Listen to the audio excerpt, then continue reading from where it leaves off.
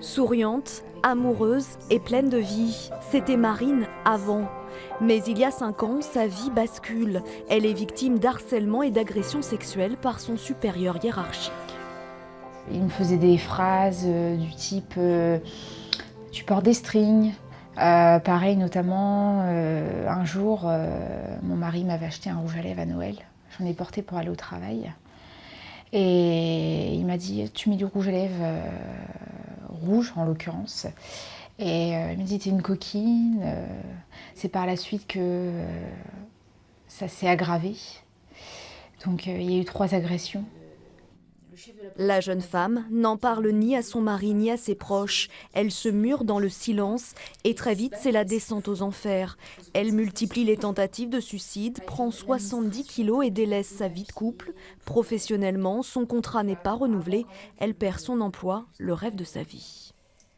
Au-delà de ce que j'ai subi, si on me disait, si on me demandait si je voudrais y retourner dans ce milieu-là, je dirais oui, parce que c'est encore mon rêve à l'heure d'aujourd'hui.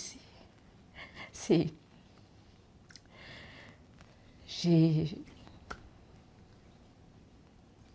tout perdu, quoi.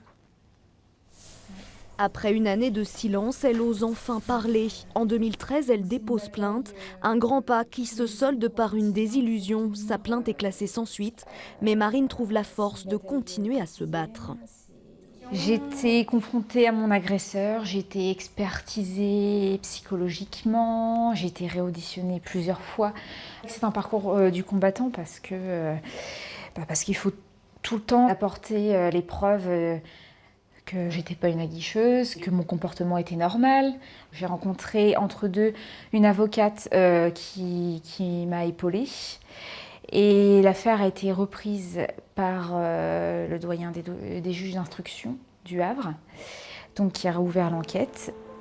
Aujourd'hui, la jeune femme attend avec impatience son procès qui devrait se tenir en 2018.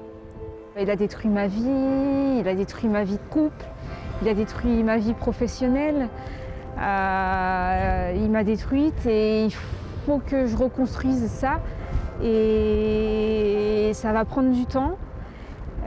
C'est en cours, mais il faut que le procès soit passé pour que enfin je puisse tourner la page. Si elle a choisi de témoigner et de partager ses années de souffrance, c'est pour encourager toutes les victimes à oser parler.